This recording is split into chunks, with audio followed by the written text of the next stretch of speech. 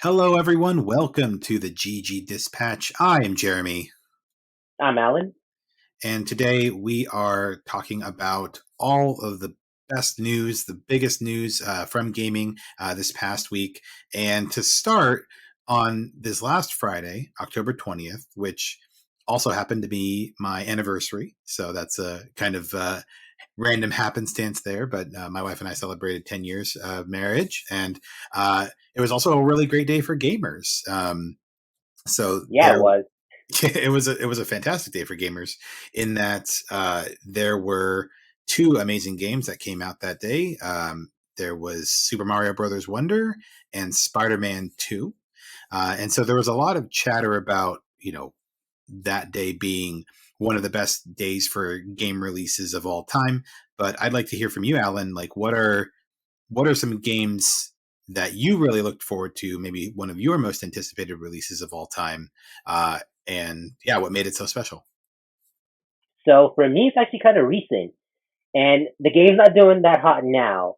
But when it launched, it was on fire. And I'm talking about Halo Infinite. Okay. I was in those betas in the summer. I was in class. Well, I was actually out of class, but I just remember it and kind of going into fall and like just being completely and utterly hyped after those betas that we were able to play in, and then for them to just kind of announce it during November during the I think it was the 20th anniversary sort of like celebration stream. They're like, "Yo, Halo Infinite is out now. Go get it and play it." And I did, and I played the hell out of it. I bought the battle pass. Me and my friends were just playing that every single day. I loved it. It's just too bad it did not go well after that point. Yeah, Halo Infinite was an interesting one. There was definitely a lot of hype for the game, but then, of course, after it came out, it sort of petered out and ran out of steam pretty quickly. But still, there was definitely a lot of expectation and excitement around Halo Infinite. So that's cool that you were able to sort of share in that.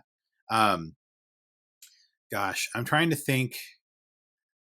I think for me, it was probably going back to World of Warcraft. I know we talked a little bit about World of Warcraft on last week's episode. I don't remember, but I would say I was one of those people that was staying up late, like until midnight or until 2 a.m. for Wrath of the Lich King to go live when the expansion formally came out. And, I had spent a lot of time in Burning Crusade and had, leveled up my characters and was just really looking forward to a whole new world to explore, new levels, leveling up the Death Knight. And so that was really exciting for me as a player. So yeah, but I mean, I got to say this last Friday was definitely up there. Having both Spider-Man 2 and Super Mario Brothers to Wonder to dive into. And I've been playing them both kind of, alternating between the two. And they are both fantastic. I mean, we'll talk about this a little bit closer to the end of the show, but I think Best of 2023 is going to be a tall order for anyone who's doing it in any sort of, or trying to do it in any sort of objective way. I think it's going to be very challenging. So I don't envy that. Oh yeah.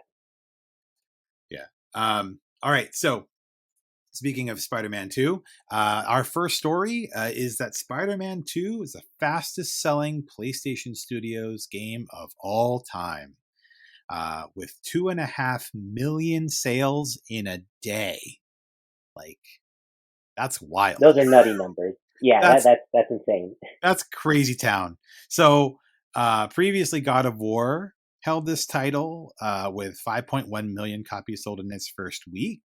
And it's entirely possible that Spider-Man will also break this record by Friday. So time will tell. And then before that, it was Last of Us Part 2, which sold 4 million units in 3 days. but this one definitely took off uh, in a like took off fast. And so obviously people have spent the weekend with the game, and a lot of people have beaten the game, and a lot of people have platinumed the game. Um, and this has led to some conversation around the length, around value in gaming. There have been reports for folks have completed the game story only, really, in as little as 18 hours, and many of the platinum trophies that I've been seeing have been between 25 and 30 hours for the platinum, and you don't really have to go out of your way to get the platinum. It's pretty on the rails, but yeah, that's essentially 30 hours to completion or 100%. So I'm curious, like, what are we thinking on the length of this, and does it have much bearing on its own value as a standalone game? Would you be expecting more from this game, Alan, as a gamer? No, I expect it to be however long it needs to be for that developer to feel that whoever is playing this is going to get what we'd like them to get out of it. So for the story, for the gameplay, the game could honestly be 10 hours because I think Miles Morales was around that sort of like Yeah, Miles lengthwise. Morales was pretty short. It was like 8 hours. Yeah, 8 to 10 hours. Yeah, Yeah. so I mean, like, if it's an awesome game, it's an awesome game. I personally don't really care too much whether it's 10, 20, 30. If I had a blast and I know I played something amazing, like that's all I need out of a game. Hmm. That's good.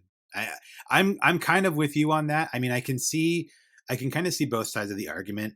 On the one hand, being a 38-year-old professional with a backlog of games and not as much time to play video games as I used to have, having a contained, really polished, like S tier gaming experience that I can complete, that I know I could complete fully, like front to back in 30 hours, is very appealing to me. Right, like I know I don't have to like dig in and spend like 100 hours, 80, 100 hours, 120 hours to get to the bottom of this game. That's honestly like that's honestly a plus for me. um but at the same time, there are those games that are out there on the market right now where you're spending the same amount of money and you can arguably spend twice as long on it, or even longer than that, right? So um I can understand why people, with no new game plus, because that was another big thing that a lot of people were talking about, was that there's no new game plus for Spider-Man 2 yet. um Insomniac is planning on releasing this, I think, early next year. But right now it doesn't exist. So once you're done with the game, there's really not much for you to do. In fact, you can't even change the time of day. You can't really do much else in the city except like kind of swinging around and I think stopping like random crimes. But other than that, you can't like do the You know what you bases. can do? What can you do? Play Super Mario Wonder. You can. It's true. That's why you're like, okay, well, you're done with this one, go play another one. And that's the thing too, right? You got to be able to work through your backlog. Um, but yeah, so I think I can kind of see both sides here. But for me, I'm kind of in the same camp as you, Alan. I think, we've put a lot of pressure, or as gamers, as consumers, I feel like we put a lot of pressure on developers to like give us as much content as possible, when in reality, that content might not be adding anything to the game. It's just busy work, right? And so I'd rather the developers not build in busy work and know that I'm getting like pure story beats, like beat for beat, and some of that extracurricular stuff, um, and completing the story in 20 to 30 hours. Then okay, well, I beat the game, and now if I beat the game again wearing a paper bag on my head, then I'll get another trophy. And so really, it's like I get another 20 hours of gameplay, and it's like that's that doesn't really. I don't think that's valuable personally. So. Yeah, I mean, I think Assassin's Creed kind of ran into that, where they were just like ballooning how much was in that game to the point where like the latest release was like, okay, now we're back to sort of a more tight, 20, 30 hour experience. And a lot of people enjoy that more than they did some of the prior titles like Valhalla.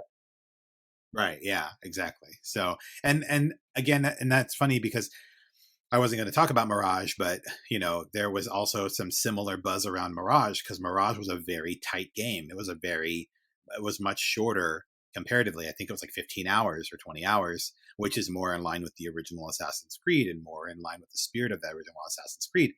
But it's been getting some mixed reviews, but a lot of the reviews have been positive in the sense that they're like, okay, it doesn't have all that bloat, right? It doesn't have all that extra stuff that's just there for the sake of being there. So yeah, I just think there's some interesting conversations kind of going on right now in the gaming space around that. Again, for me personally, I enjoy a good tight game that, Armored Core 6, another great example. Like Armored Core 6, you can beat that game if you're good.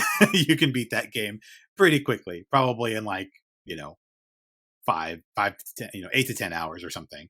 All killer, no filler. All killer, no filler for sure. But they do have New Game Plus. They do have other story beats and stuff you want to uncover in the second and third playthrough. But arguably, after the third playthrough, you're done, and so you're still looking at about the same amount of game time as you would be looking at with Spider-Man. Although they do have the PvP, so there's that too. But still, another short game, but amazing game. So I'm all about that. That kind of Ultimately, I think it's gamers on the internet. They're gonna find something to complain about. Like, people are complaining, oh, about, Assassin's Creed, it's got too much. Give us Mirage. Something like a Mirage sized game. They get the Mirage sized game. Oh, well, is there enough now? Same for Spider-Man. Oh, is there enough content? It's like I feel like someone's gonna find something to nitpick because from everything I've seen, everyone loves Spider-Man 2. Like, it's an incredible video game. So it's Mhm. like, okay, well, we gotta nitpick something. So how about the game? Yeah, yeah. And again, I think that there's a broad audience of video games, and there are a broad audience, in terms of gamers and what they're looking for, and yeah. So I think there's always going to be some element of it that people are going to find to criticize, especially with a game as strong as Spider-Man. I think there was also some conversation about the quality of the character models, etc. I don't really buy into any of that, but um, I do think the general conversation around game length and value is an interesting one. I think that we'll continue to come back to it.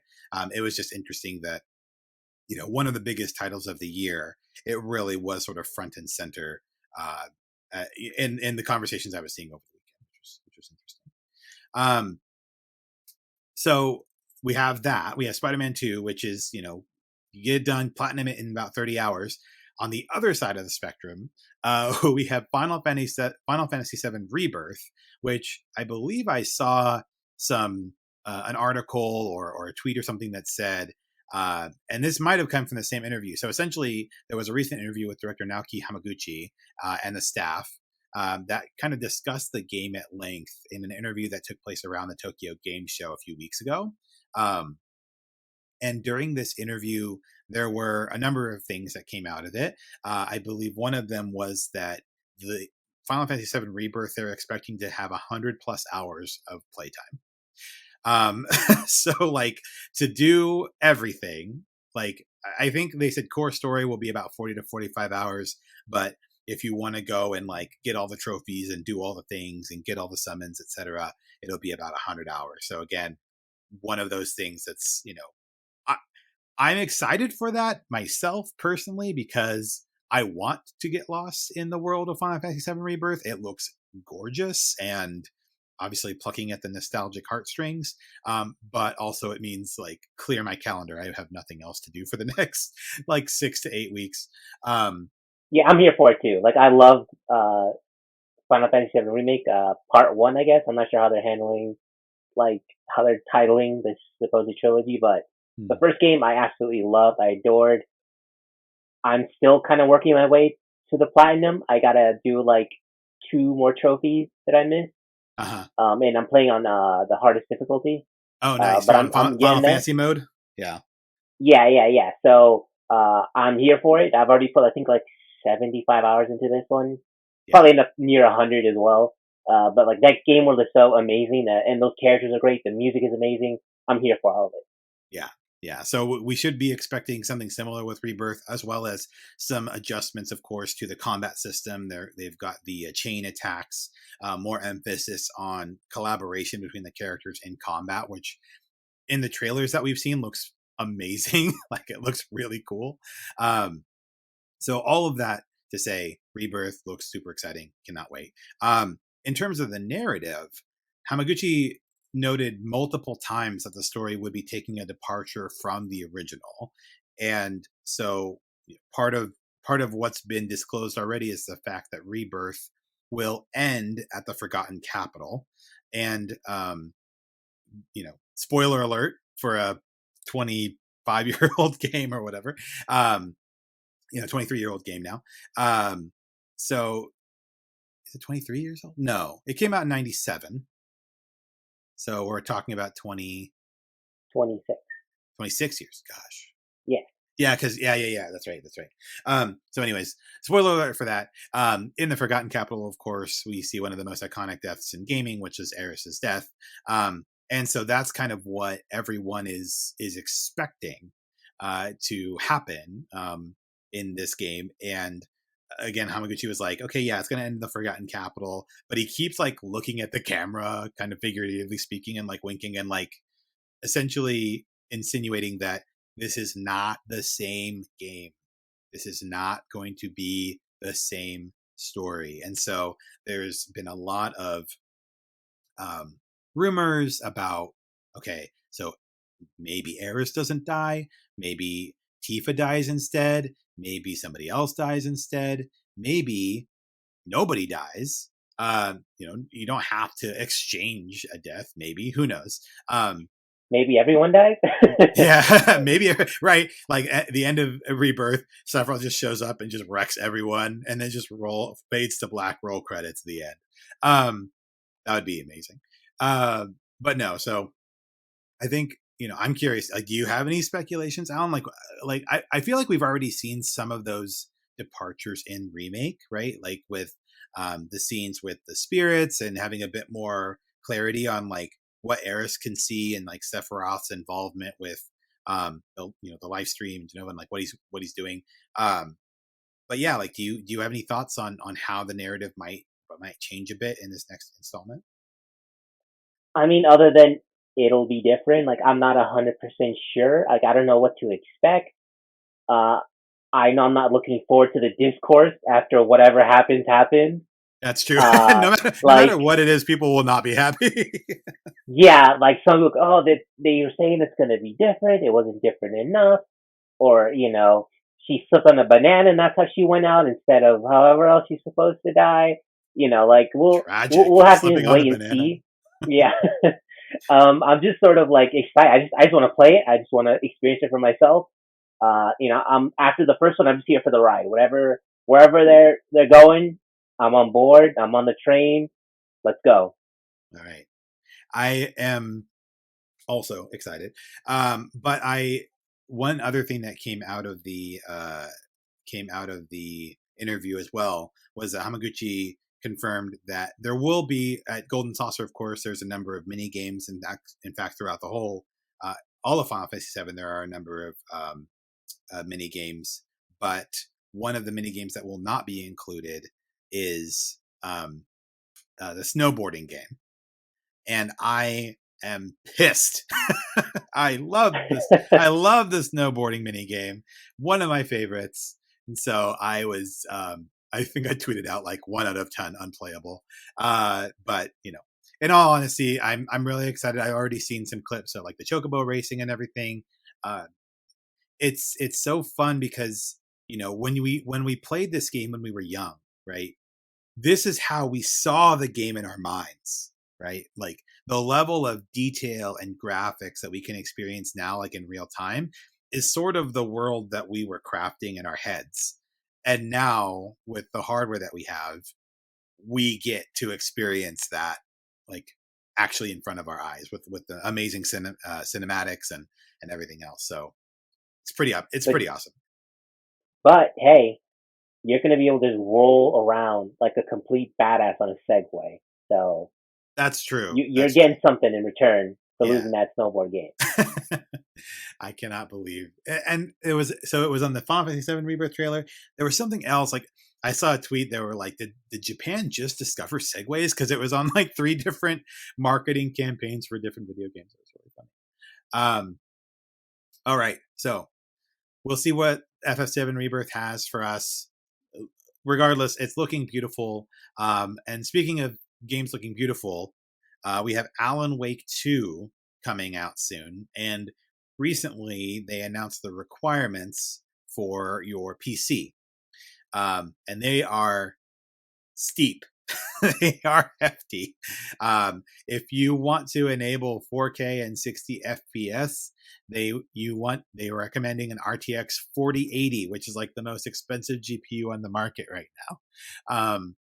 So, I mean, there's already been a lot of conversation that Alan Wake 2 is arguably going to be one of the best looking games out there on the market. And so, of course, it's going to demand a lot of hardware to match.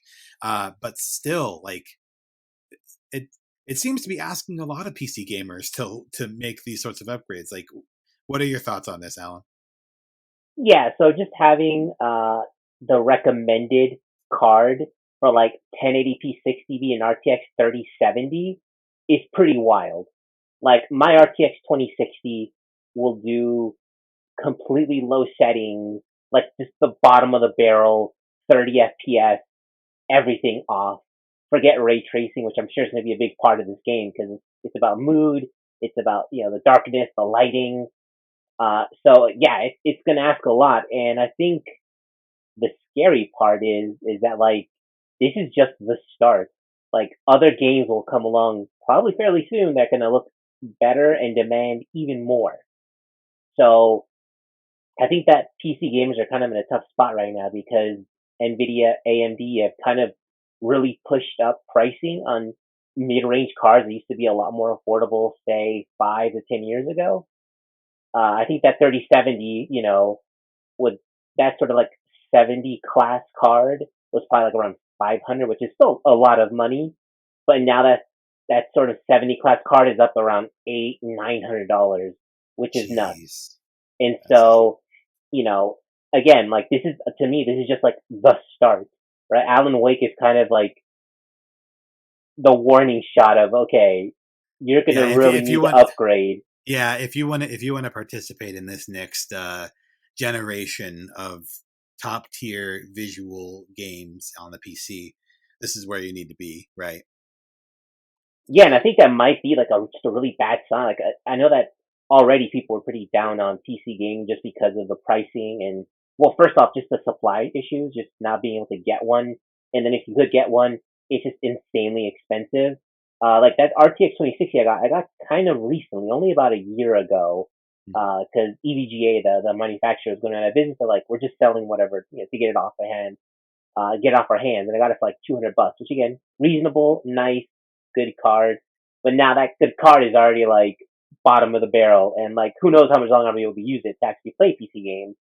So it could be that PC games, like all of the people that they kind of gained during the pandemic, because so many people were spending money on hardware versus going out or going to the movies, and Right. they were building computers.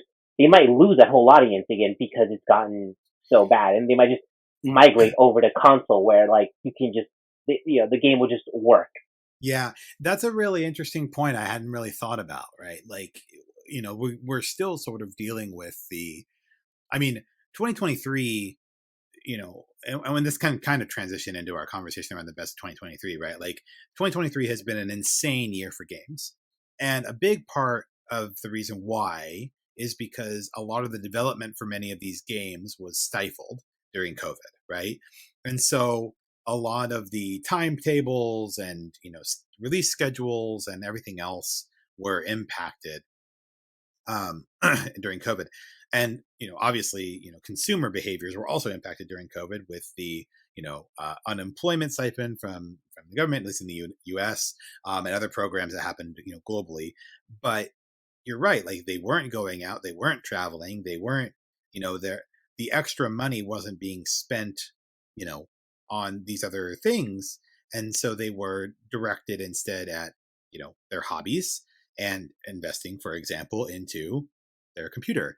But now that things are coming back, getting back to normal, so to speak, um, it's it very well may be a crunch for those gamers that otherwise would be like, oh, like, yeah, now I'm actually going back to doing the things I did before COVID, and I don't have $500 to drop on the GPU. Like, I don't want to spend $900 on my PC setup right now to make sure I can still play these games. To your point, like, I'm going to get a PS5 and an Xbox Series X and just kind of ride the wave until, the next round of consoles come out or whatever, right? Like, that's really interesting to think Exactly, or most especially that the 500 that I dropped doesn't get me anywhere near the performance that it used to get. So like about. you could Right. put that 500 down, and I think you're still hitting like medium settings right Sure. now Sure. on Alan Wake 2. So that in itself, you could buy, like you said, a PS5 for 500. Look how amazing Spider-Man 2 looks on the PS5, Yeah, and it's you're true. paying 500 all in. You're not having to worry about upgrading. You know that this game and the next game, games for the next at least 4 or 5 years will just run on a PS5. Yeah. Yeah. Well, again, I always been a big fan of console gaming myself, but I know that I dabble in some PC gaming, but that's just one of the pain points that I had before, and I feel like it's coming back around again. So we'll see how it shakes out. But going back to best of 2023, so I think I'm curious, Alan. Like, are there any contenders for you at this point in terms of your best of 2023? Maybe one or two games that just kind of are sticking out top of mind, as we are, because after Spider-Man 2 and Super Mario Brothers Wonder, we're entering kind of a quiet period leading up to Alan Wake 2. And so we're getting to the point where I think we can start to like really nail those lists down. So what's on your radar? So obviously Starfield was a big game, and like I love Starfield, but it doesn't love me back. That menu is so horrendous that like I cannot play 5, 6, 7, like really dump hours into it like I wish I could, because it's just so frustrating to like equip a thing, or oh man, I've got my robot with me that I can like toss junk into because I don't want to be encumbered, but like I accidentally grab all the stuff in the robot and put it on myself, and I'm encumbered, and I don't notice until it's too late, and I Oh die in yeah. a battle or something. Sure. Uh, so those are the types of things that really trip me up on Starfield, and I'm just hoping that they, continually improve it, especially the menu system, because the game is fun. Just that menu is just so awful. Yeah. Um, Obviously, Tears of the Kingdom is out there. Hmm. That game is just incredible. Just the mechanics that it has. And like, yeah, you could say that it's rehashed a lot from Breath of the Wild, but like, in my opinion, it was really smart of them to do that, because then they could really refine everything that they wanted to add to this game without having to like restart from scratch. So Yeah, that's been an incredible experience. I feel like it was the same with Spider-Man 2, right? That was a criticism that was also lobbied at Spider-Man 2, where it's like, oh, well, it's just more Spider-Man. And it's like, well, yeah, that's like saying, well, oh, it's just more like Wagyu beef. Like, it's really good. Like, that's the point. It's a really good game. Why wouldn't you want more of a really good game, right? And so, uh, yeah, Tears of the Kingdom, to your point, definitely iterated on the success of Breath of the Wild, and I feel like it was often criticized as being like a mile wide and an inch deep. And I feel like Tears of the Kingdom added a lot more of that depth too. So Yeah, and honestly, I haven't had a chance to play Spider-Man 2 for myself yet. Again, like I'm not like a huge Spider-Man person. Like that's never been like a huge interest for me. hmm. But the game does look fun. For everything I've seen on streams over the weekend, it looks incredible. So I do want to get it eventually. Maybe, like I said, if there's a really nice sale during Black Friday, I'll pick it up and play it myself and take it into consideration for Game of the Year. Yeah, awesome. For me, I think there are a couple games that are really kind of sticking out. Octopath Traveler 2, which I cannot believe was this year. Which was kind of earlier in the year. I spent a lot of time on that game I Um, completely forgot about that one. yeah, right. It's amazing, and the 2.5D RPG approach. The graphics and everything look great. The combat system is amazing. The music is spectacular. Wait, Um, wasn't Advanced Wars also this year? Like the reboot? Maybe I wasn't really into Advance Wars, but if it was, Okay. like, more power to you. Um, but yeah, so there's Octopath Traveler 2. Um, I had a blast with Armored Core 6. Like, honestly, it was so freaking good. The combat, the controls, the visuals. Um, that one's definitely up there for me. Dave the Diver, surprisingly. Um, just a lot of freaking fun. And yeah, that one's on there. Um, Diablo 4, Baldur's Gate 3. yeah, God, I know. Diablo 4, no, actually, Diablo 4, it's not going to crack my top five. It's a great game, and this is speaking to like 2023, right? Like, it's a great game, and I'm having fun with it, but it's not breaking my top five because Baldur's Gate 3 is solidly on there. Okay, okay. Right, and then yeah, Super Mario Brothers Wonder and Spider-Man 2, like the so I think those are probably the games right now that are sort of circling in my mind for best of 2023. Um, Alan and Wake 2's coming up. I, I'm a huge coward. I am a huge coward. I do not want to play Alan Wake 2. I played Resident Evil 7, and like that was sort of, I was very proud of myself for being able to play Resident Evil 7. I tried to play 8. I tried to play Village, and I chickened out eventually. So I don't know if I'm actually going to get into Alan Wake 2 or not. But we'll see. But anyway, those are the games that I'm looking at, thinking about. But I'm really hoping. And then Final Fantasy 16. God. So I mean, I'm planning on spending over the next like month, 4 to 5 weeks. Planning on spending a lot more time with all of these games, to really try and hone in on, okay, which game really was my takeaway favorite, of 2023. I think it's going to be tough to choose, but that's my plan right now, anyways. Now that it's kind of quieted down a little bit. And do we have anything like any like really huge game release after Alan Wake 2? Or is Alan Wake 2 the last uh big game of 2023? I think Alan Wake 2 is going to be the last really big one. Um, but speaking of which, let's go ahead and transition into wrapping up here with talking about some of the upcoming games that gamers can be looking forward to.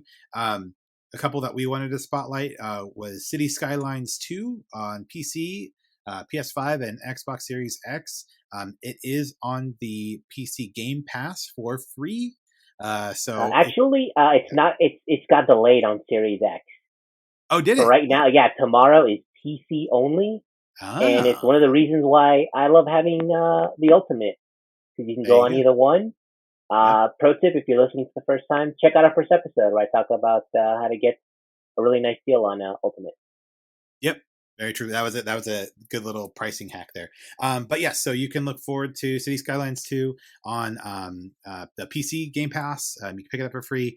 If you are into city builders, a SimCity sort of game, this game has a ton of that detail, and just it looks like it's going to be fun. So if you're looking for something else to sink a bunch of time into, City Skylines 2 is the one.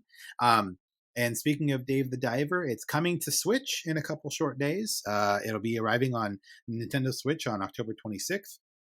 So if you're looking for a really cool kind of indie title to play, where you are running a sushi restaurant and exploring the depths of a mysterious ocean filled with all kinds of sharks and fish and jellyfish and random treasures and goodies and encounters, Dave the Diver is for you. It's definitely been some of the most fun I've had playing games this year. So great game. We've also got a couple other ones coming up over this coming week. Ghost Runner 2. I've heard really good things about that as well from 505 Games. It's a first person like samurai title, and it looks pretty amazing. Um, Yeah, it's kind of and like a parkour, but with ultra violence mixed in. yeah, And then finally, World of Horror from Isbrid Games is also arriving on October 26th. This is a Junji Ito based or Junji Ito inspired game. So if you're familiar with the very famous manga artist who has created a number of iconic stories,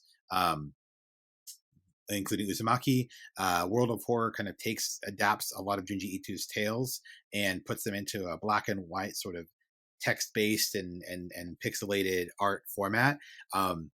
Extremely unsettling, extremely creepy, but awesome. It looks really really cool. So a few games for you to be looking forward to if you're not neck deep in Super Mario Brothers Wonder and Spider-Man 2 and Tears of the Kingdom and Final Fantasy 16 and Baldur's Gate 3 and Starfield and all the other amazing games that can command a lot of time from you.